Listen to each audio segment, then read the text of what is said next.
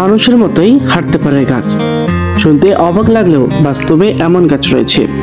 দক্ষিণ আমেরিকার কুহিন অরণ্যে ছড়িয়ে রয়েছে এমনই এক আশ্চর্য উদ্ভিদ প্রজাতি, যারা সময়ের সঙ্গে সঙ্গে স্থান পরিবর্তন করতে সক্ষম। আর এই বিশেষ ক্ষমতার জন্যই সাধারণ মানুষের কাছে এই উদ্ভিদ প্রজাতি পরিচিত ওয়াকিং পাম নামে। বিজ্ঞানের পরিভাষায় এই উদ্ভিদ প্রজাতির নাম সক্রেটিয়া এক্সোরিথা বা কেশবকণা। স্লোভাকিয়া রাষ্ট্রীয় গবেষণা প্রতিষ্ঠানের এক উদ্ভিদ বিজ্ঞানী এই গাছটি নিয়ে গবেষণা করেছেন। তিনি হলেন ব্রাতিস্লাভার স্লোভাক একাডেমি অফ সায়েন্সের প্যালিওবটানিস্ট পিটার ভ্রান্সকি।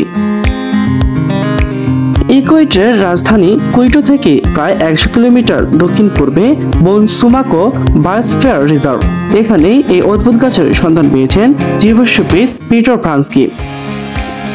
70-এর দশকের শুরুর দিকে এই সংরক্ষিত অরণ্যে গবেষণা করতে গিয়ে আশ্চর্য এই উদ্ভিদ প্রজাতির সন্ধান পান পিটার ভ্রান্সকি।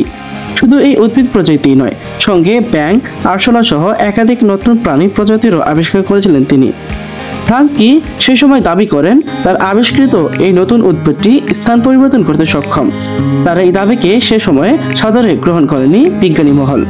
1980-এর দশকে ইকুয়েডরের এই আমাজন রিয়ান অরণ্যে পুনরায় একটি অভিযান চালান জীববিজ্ঞানী জন এইচ বদলে। তিনি দীর্ঘদিন এই অরণ্যে অবস্থান করে পর্যবেক্ষণ করেন এই বিশেষ গাছের গতিবিধি এবং তাদের জীবন পদ্ধতি। বদলের নেপথ্যেই সর্বপ্রথম বৈজ্ঞানিকভাবে গৃহীত হয় চলমান উদ্ভিদের অস্তিত্বের কথা। ভ্রান্সকি জানান, 2 মাসের এই বিপজ্জনক অভিযানে তিনি প্রায় 150 প্রজাতির প্রাণী জীবের সন্ধান পান।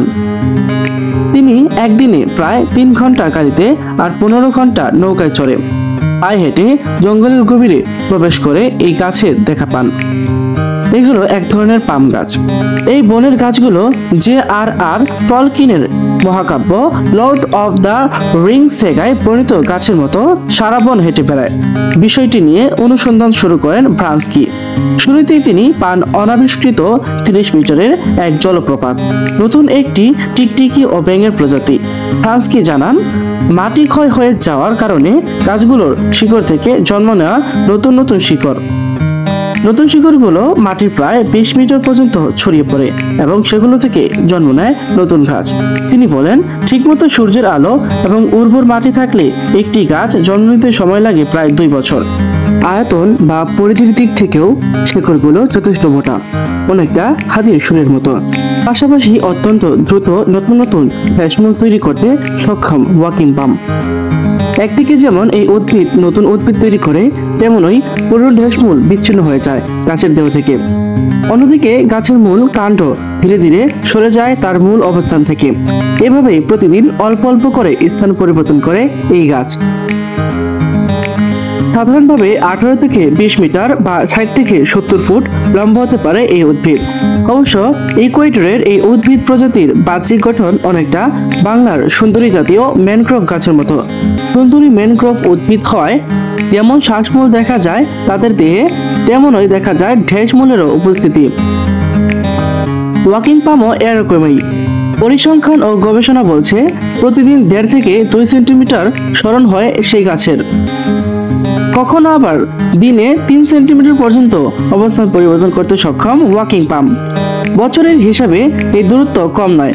সাধারণত নিজের অবস্থান 20 মিটার পর্যন্ত সরে যায় এই গাছ।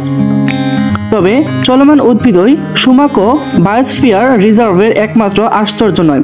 বিভিন্ন গাছের পর গবেষণা করতে গিয়ে বনে ঘুরতে ঘুরতে মেরুদণ্ডী পর্যায়ভুক্ত 2টি নতুন ধরনের প্রাণীর অস্তিত্ব আবিষ্কার করেছেন ভ্রান্সকি ও গার্সিয়া।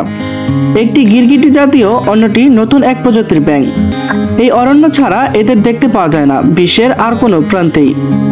আর সেই কারণেই 21 শতকের শুরুতে ইকুয়েডরের এই সংরক্ষিত অরণ্যকে হার্ট অফ দ্য ইউনেস্কো নামে ঘোষণা দেওয়া হয়।